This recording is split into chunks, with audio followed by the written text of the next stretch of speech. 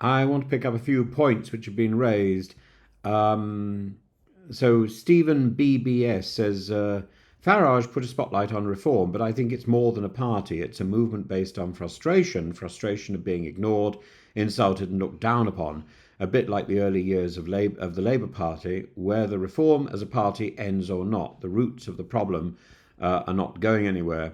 I think you're probably right. I think it's an interesting reflection. But there are so many um, movements that have been born of frustration, and not to be sort of flippant and ridiculous and reference onanism or something which is best left in private.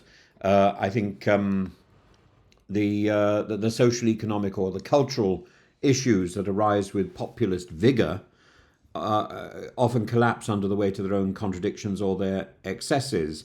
For example, the initial phase of the French Revolution from 1792 to 1794, the widespread economic hardship, the inequality, the disillusion with the monarchy, the reign of terror, which was the disaster, which was ushered in by this frustration, the radicalization of the revolution, which saw thousands executed, including former allies under Robespierre's purges. The revolution cannibalized itself before giving way to the Napoleonic dictatorship. The Weimar era German nationalism, the humiliation after Versailles, the economic collapse, the national impotence, which gave rise to the man with the moustache, and totalitarianism, genocide, and a world war, a populist surge fueled by economic despair, which was already clear in 1918 as defined by John Maynard Keynes in the economic consequences of the peace, and the Cultural Revolution in China in 1966 through 76, the 10 years of Mao's declining grip on power, the discontent among youth, the desire to purge revisionists, the millions who were persecuted or killed, the Red Guards unleashed the chaos, the intellectual silence, and China descended into institutional collapse and chaos. Mao later admitted the movement had been a mistake. Of course, because it was presaged on frustration. The Russian populist movement and Bolshevikism, again, frustration, the feudal backwardness, the autocratic repression, the economic inequality, the idealistic people's will, which gave way to the Bolshevik dictatorship. In the end, when people see frustration, there are other people waiting in the wings, ready to take control. Lenin, who promised peace, bread and land, and delivered civil war, famine, and a brutal security state. Peronism in Argentina, from 1946 to 55 and beyond, born out of worker exploitation, elite dominance, uneven economic development.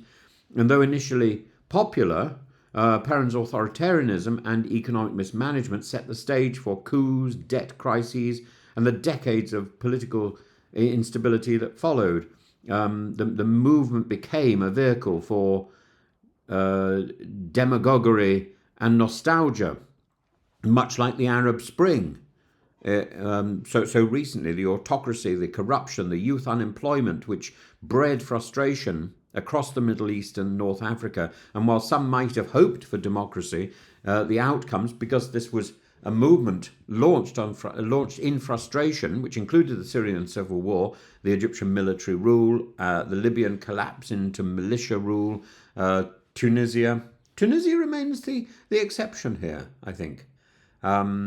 Italy's Five-Star movement, which may have started in 2009 and goes on to the present day, this chaotic populist experiment that entered governments become incoherent. Its compromises with hard right and centre-left governments has alienated supporters and diluted its original purpose. It began with an anti-corruption crusade and the disgust with political elites. And look what we've got left now. The English peasants' revolt, if you go all the way back to 1381, it's the same sort of thing, the frustration. Movements which start with frustration, tax burdens, post-plague economic controls, feudal injustice, they may initially be peaceful. The English peasants' revolt was. The rebellion ended up in a bloody suppression. With Wat Tyler executed, most reforms reversed within months. Because these movements might begin with justified grievances, but the tragedy lies not in their emergence, but in how easily frustration curdles into fanaticism or nihilism or central control, a movement without a sustainable governing philosophy, simply with negative aspirations, a list of what we don't want, tends to devour its founders and betray its idealism. And well, what can I say about Reform UK? I'm not sure I'm in a position to say anything really, but you draw your own conclusion. I don't think a movement that begins in frustration is going anywhere.